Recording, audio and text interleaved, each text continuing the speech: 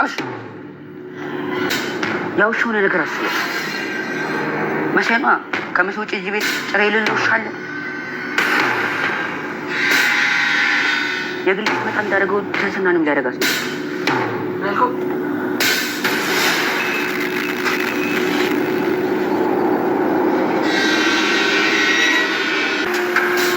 ትህትናም በስተመጨረሻ ሌላ ችግርና ሌላ ፈተና ገጥሟታል ማለት ነው። በጣም ያማል። ታዲያ መሳይም እንግዲህ ትህትናን ለመድፈር በሚሞክርበት ሰዓት አብርሽ ደርሶ አድኗታል ማለት ነው። ታዲያ አብርሽም እጅጉን በጣም ተናዶና ተበሳጭቶ አብርሽን አንተ እህት የለም በጣም አውሬና ጨካኝ ነህ፣ ስለዚህ እዚህ በኋላ እዚህ ቤት ላይ በጭራሽ አልፈልግም፣ ከቤቴ ውጣልኝ ብሎ አባረሮት ነበረ። ነገር ግን መሳይ እንግዲህ የተለመደ ማስመሰሉን ብዙ ነገሮችን በመቀባጠርና እንዲሁም ደግሞ ከዚህ ቤት የምወጣ የምታስወጣኝ ከሆነ ሁሉም ነገር ለዝና ይዤ እነግረዋለሁ፣ አንተ እንደደበካትና አሁንም ድረስ ትህትና እኛ ጋር እንዳለች እንደዚሁም ደግሞ ጠቀም ያለ ገንዘብ ተቀብዬ ትህትናን ከዚህ ንጥቆ እንዲወስዳት አደርጋለሁ። መጀመሪያ የምትወዳት እንደሆነ የማትወዳት እንደሆን ጠይቄ ነበረ እያለ እንግዲህ ብዙ ነገሮችን እየቀባጠረ ይገኛል።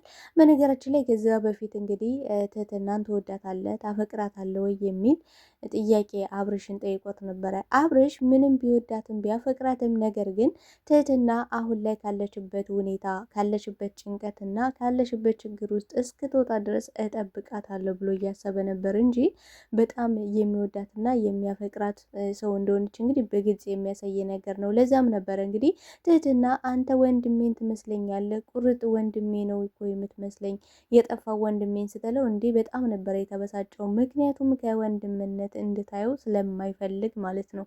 ታዲያ በሌላ በኩል ትህትና አብርሽ ወንድሟ እንደሆነ አረጋግጣለች ማለት ነው።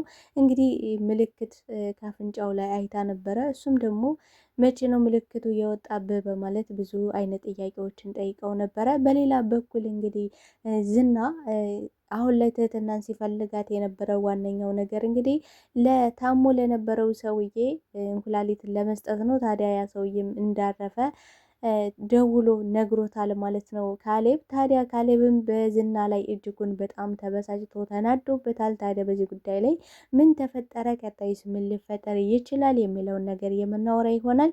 ታዲያ ተወዳጆች ቪዲዮውን ስትጀምሩ ላይክ እንድታረጉና እስከ ቪዲዮ ፍጻሜ አብራችሁ እንድትቆዩ በአክብሮት እየጋበዝኳችሁ፣ በስተ መጨረሻም እንግዲህ ተንከሲስ ታሪክ ሰርቷል ብዬ ነው የማስበው። ምክንያቱም እንግዲህ ከመሳይ አስመሳይ አድኗታል ትህትናን። እንግዲህ ለትህትና ሲከታተል ስለነበረ ከዛ በፊትም እንግዲህ መሳይ ትህትናን ለገንዘብ አሳልፎ ሊሸጣትና እንዲሁም ደግሞ ከዝና ብር ተቀብሎ ትህትናን ሊሰጣት እንደነበረ ተንከሲስ እንግዲህ ሁሉን ነገር ሰምቶ ነበረ። ለዛም ነበር አንተ እባብና አውሬ ጨካኝ ሰውነ፣ አንተ ሰው አይደለም። ትህትናን በስተመጨረሻ እዚህ መሄድ አለብኝ፣ እዚህ መቆየቴ ትልቅ ራስ ወዳድነት ነው። ምክንያቱም እዚህ በቆየው ቁጥር ለዚህ ቤተሰብ ሌላ ጭንቀትና ሌላ ችግር ውስጥ ነው ይዤባቸው መመጣ፣ ስለዚህ እዚህ መሄድ አለብኝ ብላ ተስፋ ቆርጣና ወሰና ነበረ። ታዲያ አብርሽን በሰዓቱ ትህትና ከዛ ቤት እንድትወጣም ሆነ እንድትለየው በፍጹም አልፈለገም። ታዲያ ምንድነው ያደረገው? ሙሉ ቤተሰቡን በመጠየቅ የድምፅ ብልጫ አድርጎ ነበረ። ትህትና የምትሄድበትና የምታርፍበት ሰው የላትም፣ ስለዚህ ለጊዜው እኛ ጋር እንድትቆይ እፈልጋለሁ፣ እናንተ ሀሳባችሁ ምን ትላላችሁ የሚል ጥያቄ ነበር የጠየቃቸው።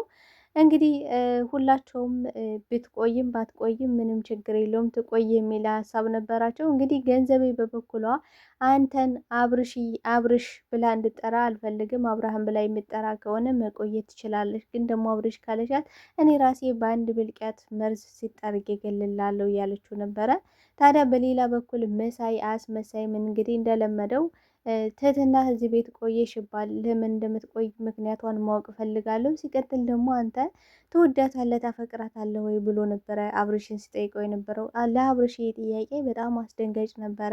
ማለት እንደሚወዳትና እንደሚያፈቅራት ሌላ ሰው ጋር ተግባብቷል ማለት ሌላ ሰው እስኪያውቅ ድረስ ነው እንዲህ የወደድኳት ያፈቅርኳት እስከሚል ራሱን እስከሚጠራጠር ሁላ ነበረ ያሰበው። ታዲያ በጣም በድንጋጤ እንዴ ትህትናን እኮ ምንድን ነው እንዴት ነው የምታስቡት? ትህትና በጣም ተጨንቃለች፣ ችግር ውስጥ ናት።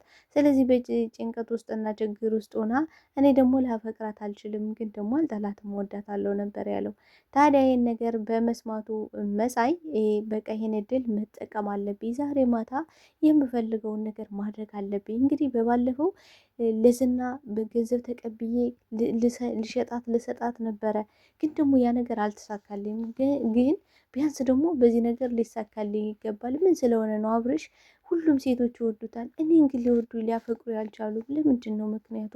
ስለዚህ በገዛ እጄ መጠቀም አለብኝ፣ ብትወደኝም ባትወደኝም ግን ደግሞ ይህን ነገር መጠቀም አለብኝ ብሎ ነበረ እንግዲህ መሳይ እያሰበኝ ነበረ። ታዲያ ይህን ጥያቄ ሲጠይቅና ይህን ነገር ማሰቡን ማን ነቅቶበታል ካልን ተንከሲስ ነቅቶ ነበረ። ታዲያ ተንከሲስ እጠባበቃለሁ፣ ዛሬ ማታ የሆነ ነገር እንዳሰብክና እንዳቀድክ ነቅቼብሃለሁ፣ ይህን ነገርማ ማጣራት አለብኝ ማወቅ አለብኝ በማለት እንግዲህ ቁጭ ብሎ ተንከሲስ እየጠበቃት ነበረ ትህትናን። በነገራችን ላይ ትልቅ ታሪክ ነው የሰራው ተንከሲስ፣ ምክንያቱም እንግዲህ ከመሳይ አድኗታል። እንግዲህ ምንድን ነው ያደረገው? ቀጥታ ሂዶ አብርሽን ነበር እንትን ያለው። በቃ አብርሽ ቶሎ እንድትነቃ ፈልጋለሁ፣ ትህትናን ችግር ውስጥ ልትገባ ነው። እንግዲህ መሳይ ከዚህ በፊት እንዳደረገው ከገንዘቤ ላይ አሁንም ደግሞ ከትህትና ላይ ሊደግመው ነው ብሎ እንግዲህ በነገረው ሰዓት በጣም ነው የደነገጠው። በጣም ነው ራሱ ላይ እየተናደደው። እንዴት ትህትናን መጠበቅ ያቅተኛል? እንዴት ይህን አስመሳይ ሰው ባህሪውን እያወቁት እንደገና ደግሞ ትወዳታለህ ታፈቅራታለህ ብሎ ሲጠይቀኝ እንዴት ነው እኔ መንቃት ያልቻልኩት? ቆይ እኔ ምን አይነት ሰው ነኝ? እኔ ቆይ እዚህ ቤት አትጂ እያልኩ ጨራሽ ሌላ ችግርና ሌላ መዘዝ ላመጣባት ነበረ።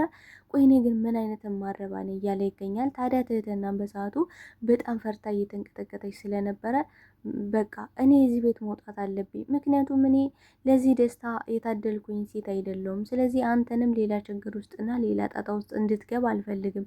በዛ ላይ ደግሞ እሱ ለዘመናት እዚህ ቤት እናንተ ጋር አብሮ የቆየ ነው መሳይ።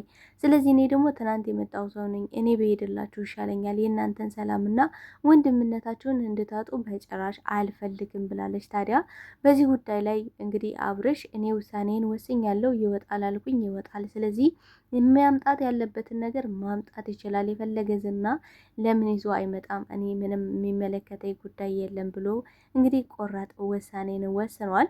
ታዲያ ገንዘቤን በሰዓቱ እጅግ በጣም እየቀናችና እንዲሁም ደግሞ አብርሽን አብርሽ ብዬ መጥራት የምችለው እኔና እኔ ብቻ ነኝ። አንቺ አብርሽ ብለሽ መጥራት አትችይም። እንደገና ደግሞ ከአብርሽ አጠገብ እንድትርቅ ይፈልጋለሁ። ርቀትሽን ጠብቀሽ ነው እዚህ ቤት መኖር ከፈለግሽ። እንግዲህ ገንዘቤ አብርሽ ሲያስፈቅዳት ምን ብላ ነበረ? አብርሽን አንተ ጋር መቀራረብ ማትችል ከሆነና እንዲሁም ደግሞ አብርሽዬ ብላ ማጣራ ከሆነ ምንም ችግር የለብኝም፣ የፈለገችውን ያህል እዚህ ቤት መቀመጥ ትችላለች ብሎ ነበር ያሰበው። በነገራችን ላይ አብርሽ ለዛ ቤት በጣም ስለሚወዳት በጣም ስለሚያከብራት ነው እንግዲህ ገንዘቤን የጠየቃት እንጂ ገንዘቤ አንዲት ሰራተኛ ናት። እንደገና ደግሞ እነዚያ መሳይም ጥያቄ የጠየቀው እንግዲህ ከዛ ቤት የጓደኛው ቤት እንደሆነ ምን አይነት ታማኝና ትሁት ሰው በቃ ምን አይነት በቃ ለሰዎች የመኖር በቃ ለሰዎች ደስታ የሚኖር ሰው ነው አብርሽ ማለት። እንግዲህ እሱ ሁሉንም ከጎዳና የሰበሰባቸው እሱ ነው። እሷንም እንግዲህ ልክ እንደ ትህትና ከጎዳና ይዟት መጥቶ ነው እነሱ ጋር አሁን ላይ የቤት ሰራተኛ ሆና ምግባቸውን የምታበስልላቸው። ታዲያ ይሄ ነገር ደግሞ ለትህትና በጣም ነው ነበር ያስደነቃት። በጣም ይበልጥ በቃ እንድትወደው እንድትቀርበው ያደረጋት ነገር ምንድን ነው? ይሄ ነው በቃ ለሰዎች ሁላቸውንም እዚያ ጎዳና ላይ አንስቶ አንድ ላይ ሰብስቦ በፍቅር እንደ እህት እንደ ወንድምነት ማኖሩ ይሄ ነገር በጣም ረቂቅ ሆኖባታል። ታዲያ ዝናም በሰዓቱ ተናዶና ተበሳጭቶ ትህትናን አምጧት ከተደበቀችበት በማለት ሁላቸውንም ደብድቧቸው ነበረ። እንግዲህ መሳይንም ገንዘቡን ስላልሰጠው ሆኖ አይደል ትህትናን ያለችበትን የማታሳየ ከሆነ ምን ሊከተል እንደሚችል በጭራሽ አልገባም በማለት እንግዲህ ሽጉጡን አውጥቶ ሊተኩስበት ሳለ ነበረ ካሌብ የደወለው። ካሌብ በሰዓቱ ደውሎ እንግዲህ ሰውየው ሞቷል፣ ዝና በጣም አዋርደኛል፣ በጣም አፍሬ ባለው እስከ ዛሬ ድረስ በጣም የምኮራብህና የምመካብህ እያንዳንዱ ነገር የምታደርግልኝ ሰው ነበር። አሁን ግን የመጨረሻ ወርደህብኛል፣ አስጠልተኛል፣ ያለህን ነገር ሁሉ አሳጣለሁ በማለት እንግዲህ ካሌብ ፎክሮበታል ማለት ነው። ታዲያ ዝና ይህ ነገር በጣም ነበረ ያበሳጨው፣ በጣም ነው ያንገበገበው። እኔ ሰውየው ቢሞት እኔ ምንም የሚመለከተኝ ጉዳይ አይደለም። እኔ 3 ቀንና 4 ቀን ሙሉ እንቅልፍ አልተኛውም፣ ምግብ አልበላውም። ስለዚህ እኔ ምን አድርግ ነው የምትለኝ? በአንዴ ደግሞ ሁሉን ነገር መቀየር የምችልበት ሁኔታ ላይ አይደለውም። እኔ በተቻለኝ አቅም እየፈለኩኝ ነው። ከዛ ውጭ ግን ምንም ማድረግ አልችልም ነበረ ያለው። ታዲያ በሳሉ ተናዶና ተበሳጭቶ ስለነበረ ትህትናን መፈለጉን አቁሞ ነበር። ቀጥታ ወደ ካሌብ እየገሰገሰ የሄደው ማለት ነው። ምክንያቱም ደግሞ አሁን ሁለቱ ጠላት ሊሆኑ ነው። በጣም ደስ የሚለው ነገር ምክንያቱም ዝናና ካሌብ ጠላት ሆኑ ማለት ትህትና ነፃ ወጣች ማለት ነው። ምክንያቱም እነሱ ሁለቱ መስማማታቸው አንድ መሆናቸው ነው ኃይልን የፈጠረው እንጂ ከዛ ውጭ ዝና ብቻውን ኃይልም ብርታትም የለውም። ትህትናም ዝና በመሄዱ በጣም ደስ ቢላትም ሌሎች ሰዎችን ማመስገን አለብኝ አንተንም ከሞት መንጋጋ ስላዳንከኝና ስላተረፍከኝ እጅግ አድርጌ ነው የማመሰግነው። በእርግጥ አንተ ብቻ ሳትሆን ሌላ ለዚህ አስተዋጽኦ ያደረጉልኝ ከሞት መንጋጋ ያወጡኝ በጣም ብዙ ሰዎች አሉ።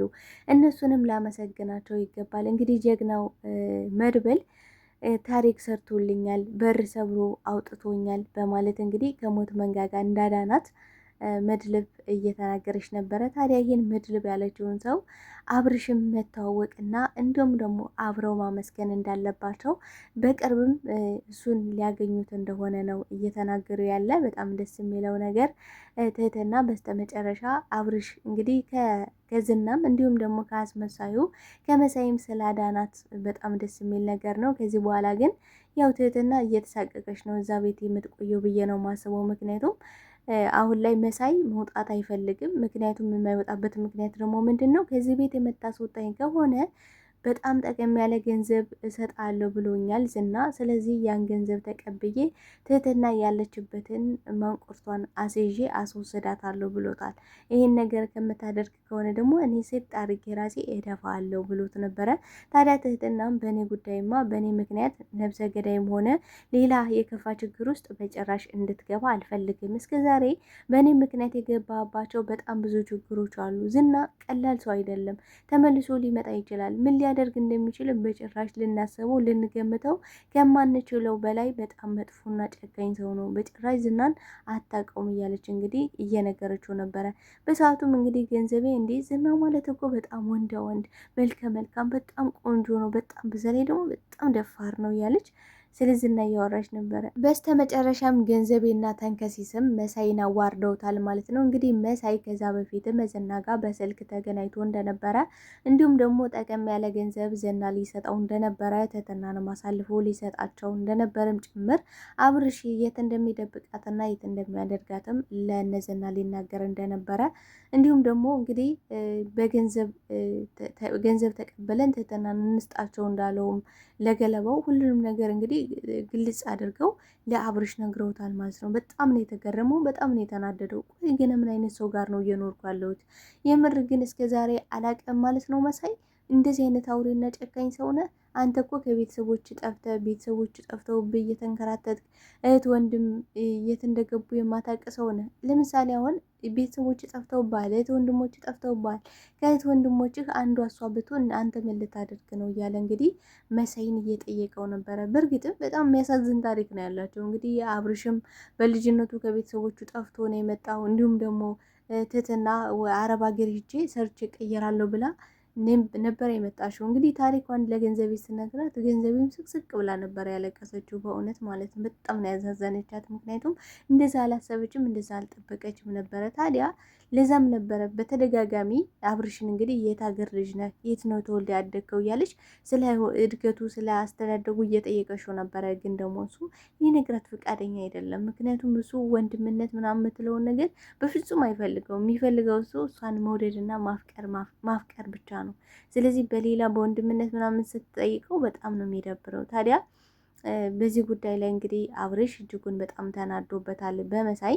ታዲያ ከዚህ ቤት እንድትወጣልኝ እፈልጋለሁ፣ አንተን ማየት በጭራሽ አልፈልግም፣ ለዝና እናገራለሁ ምናምን የምትለውን ነገር ሂድና ተናገር፣ የሚያመጣውን ነገር አያለው በማለት ቆራጥ ውሳኔን ወስኗል። ታዲያ አብርሽም አሁን ላይ መሳይን ስላላመነው ትህትናን ይዞ ከዛ ቤት ለመውጣት ወስኗል ማለት ነው። ይህ ነገር ደግሞ ለትህትና እጅግ በጣም መልካም ዜና ነው ብዬ ነው ማስበው። ምክንያቱም አንደኛ ወንድሟን በደንብ እንድታውቀው ይረዳታል። ሁለተኛ ነገር ደግሞ ከብዙ ነገሮች ትጠበቃለች፣ ከዝናም ከአስመሳይ ሰዎችም ትጠበቃለች ብዬ ነው ማስበው። ታዲያ እናንተ ምን ታስባላችሁ ተወዳጆች? በዚህ ክፍል ላይ ምን ተሰማችሁ? የተሰማችሁን ሀሳብ አስተያየታችሁን በኮሜንት ሴክሽን ላይ አስቀምጡልኝ። አብራችሁኝ ስለነበረን ቆይታ እጅግ አድርጌ አመሰግናለሁ።